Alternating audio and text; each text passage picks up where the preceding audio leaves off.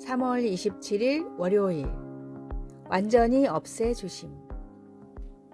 영국의 기술자 에드워드 네원이 연필 지우개를 발명한 것은 빵 조각을 집으려 하다가 실수한 것이 계기가 되었습니다. 1770년 당시에는 딱딱해진 빵 조각으로 종이에 있는 자국을 지웠습니다.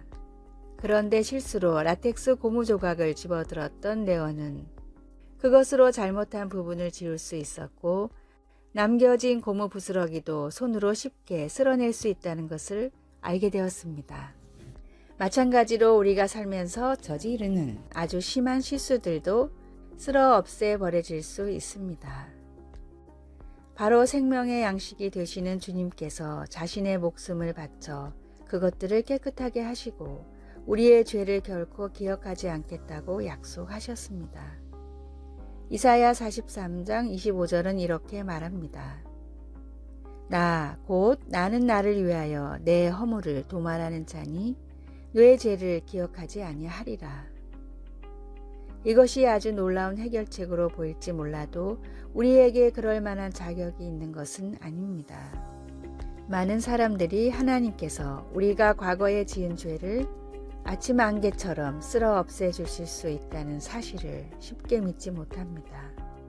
모든 것을 알고 계시는 하나님께서 우리의 죄를 그렇게 쉽게 잊어버리실까요? 그것이 바로 우리가 예수님을 우리의 구주로 받아들일 때 하나님께서 하시는 일입니다.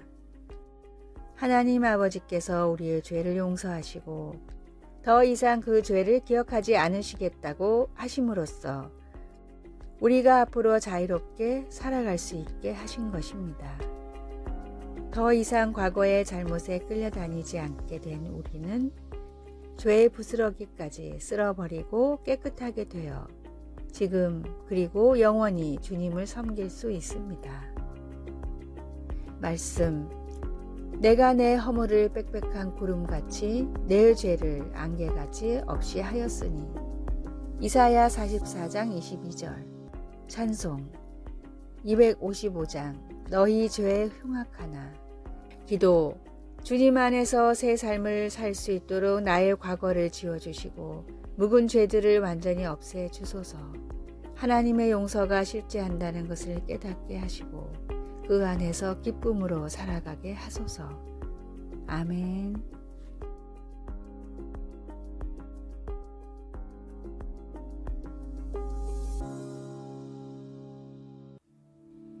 (3월 28일) 화요일 더욱 모여야 하는 이유. 마틴 루터는 제자들에게 항상 모이기를 패하지 말고 서로 권하라 라는 히브리서 10장 25절의 말씀을 중요하게 가르쳤습니다. 그 이유는 사람은 혼자 있을 때 죄를 지으며 우리는 연약하기 때문에 서로를 향한 권면과 기도로 붙들어줘야 하기 때문입니다. 마틴 루터는 이 말씀을 다음과 같이 가르쳤습니다. 대부분의 죄는 혼자 있을 때 짓게 되며 큰 죄일수록 더욱 그렇다. 하와가 혼자 있을 때 마귀가 찾아와 유혹했다. 대부분의 사람들은 혼자 있을 때 살인을 저지르고 물건을 훔치고 성적인 죄를 저지른다. 마귀는 고독을 이용해 사람들을 잘못된 길로 이끄는 속성이 있기 때문이다. 성도들이 함께 모여 있게 되면 부끄러워서라도 죄를 짓지 못한다. 예수님은 두세 사람이 주님의 이름으로 모인 곳에 함께 하신다고 말씀하셨다. 주님이 계신 곳에서 어찌 죄를 짓겠는가? 나 역시 혼자 있을 때 죄를 짓는다. 하나님은 우리를 교제하도록 지으셨고 혼자 있게 짓지 않으셨다. 끼리끼리 모인다는 말이 있는 것처럼 주님이 다시 오실 그날이 다가올수록 우리는 함께 모여 찬양하며 주님의 이름을 높이는 일에 힘써야 합니다. 혼자 있는 나의 모습이 어떠했는지 생각해 봅시다. 오늘의 말씀, 모이기를 패하는 어떤 사람들의 습관과 같이 하지 말고 오직 권하여 그날이 가까움을 볼수록 더욱 그리하자. 히브리서 10장 25절. 오늘의 찬송 220장 사랑하는 주님 앞에. 오늘의 만나. 주님의 재림이 다가올수록 함께 모여 찬양하며 주님을 높이게 하소서. 나는 혼자 있을 때 주로 어떤 일을 하는지 점검해 봅시다.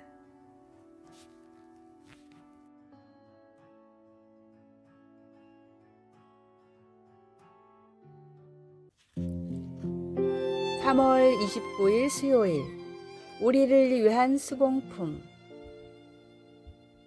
텍사스주의 경연대회에서 입상한 경력이 있는 아주 재능 있는 재봉사 할머니가 있었습니다. 할머니는 사람들에게 인생의 특별한 때마다 직접 손으로 꿰매 만든 선물을 주시며 정성으로 축하해 주시곤 했습니다. 어떤 학생이 고등학교를 졸업할 때는 진홍색 모헤어 스웨터를, 이웃 청년이 결혼할 때는 청록색 누비 이불을 만들었습니다. 할머니가 만든 선물마다 접힌 모서리에는 너를 위해 만든 문나의 수공품이라는 서명 태그가 있었습니다. 그곳에 수놓인 글자 하나하나는 사람을 향한 할머니의 사랑을 담고 있었으며 장래에 대한 할머니의 믿음을 강력히 웅변해 보여주었습니다. 바울은 에베소 교인들에게 보낸 서신에서 이 세상 삶의 목적을 언급하면서 그들을 그리스도 예수 안에서 선한 일을 위하여 지으심을 받은 하나님의 작품이라고 묘사했습니다. 여기서 작품은 예술작품, 즉 걸작품을 말합니다. 바울은 이어서 설명하기를 우리를 창조하신 하나님의 작업은 이 세상에서 하나님의 영광을 드러내기 위해 선한 일을 하는 우리의 작업. 다시 말해 우리와 예수님과의 관계 회복을 이끌어낸다고 했습니다. 우리 자신의 선행으로는 결코 구원받을 수 없지만 하나님의 손길이 그분의 목적을 위해 우리를 작품화할 때 우리를 사용하여 다른 사람들을 하나님의 놀라운 사랑 앞으로 인도하실 수 있습니다. 문나 할머니는 이웃에 대한 사랑과 함께 이 세상에서 목적을 찾아 살기를 바라는 마음을 전해주려고 바늘에 머리를 대고 수공품들을 만들었습니다. 그리고 하나님은 우리가 스스로 하나님을 체험하고 그분의 작품을 다른 사람들에게 보여줄 수 있도록 손가락으로 우리의 하루하루를 빚으시며 우리의 가슴에 자신의 사랑과 목적을 수놓으십니다. 말씀.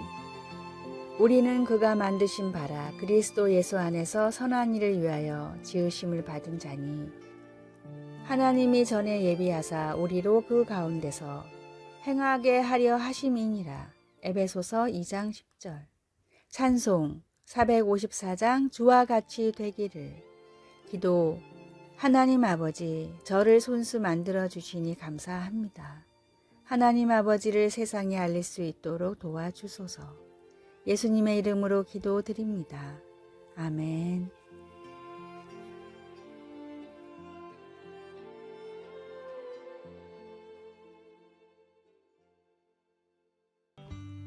(3월 30일) 목요일. 스트레스 극복의 비결.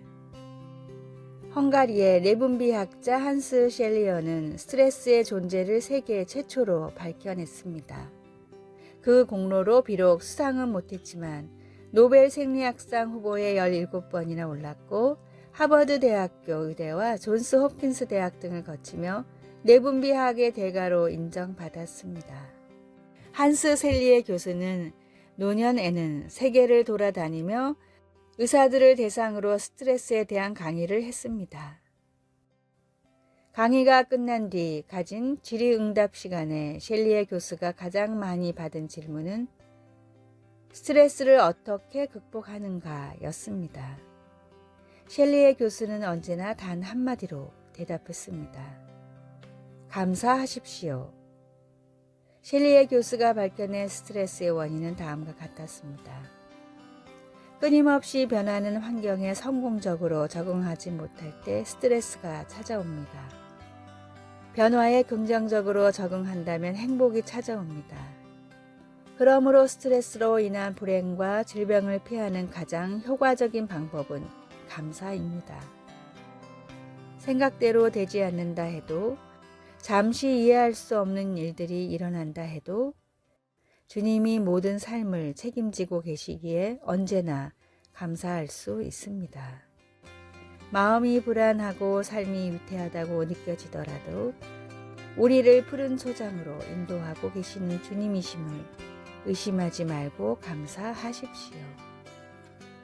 오늘의 말씀, 우리 주 예수 그리스도로 말미암아 우리에게 이김을 주시는 하나님께 감사하노니.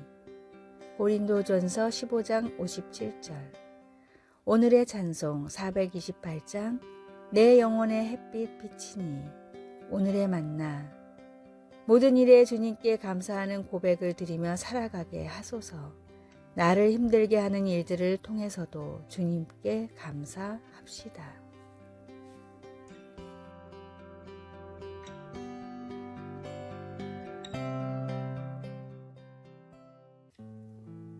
(3월 31일) 금요일. 잘못된 판결의 짐 감당하기. 2018년 1월 30일 유죄 판결을 받고 거의 38년 동안 감옥에 갇혀 있던 말콤 알렉산더가 석방되어 자유의 몸이 되었습니다.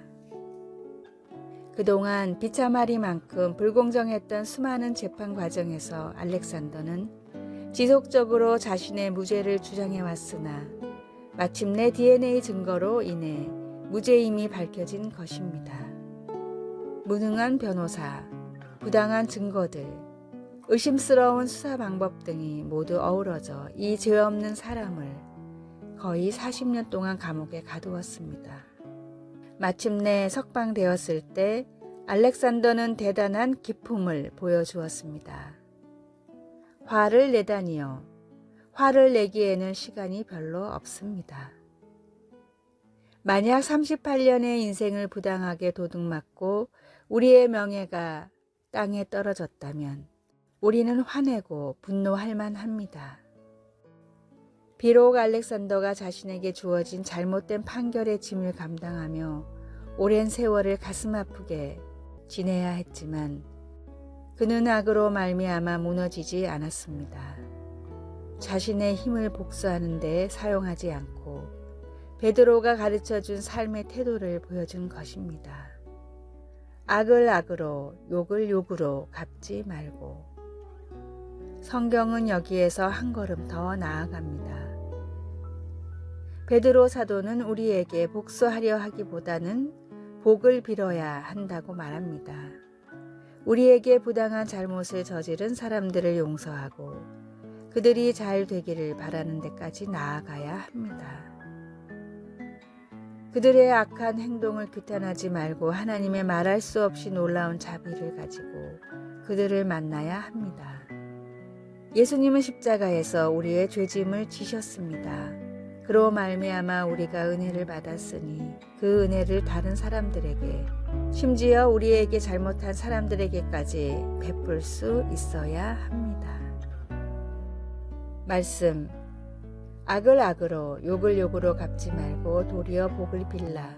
이를 위하여 너희가 부르심을 받았으니 이는 복을 이어받게 하려 하심이라. 베드로전서 3장 9절. 찬송 366장 어두운 내 눈 밝히사. 기도.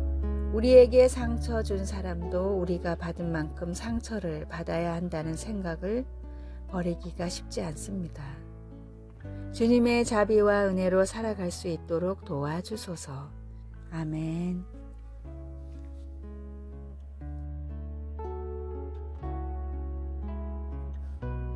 아래의 빨간색 글자 구독을 누르시어 더 많은 전도의 열매를 맺으시기를 기도합니다.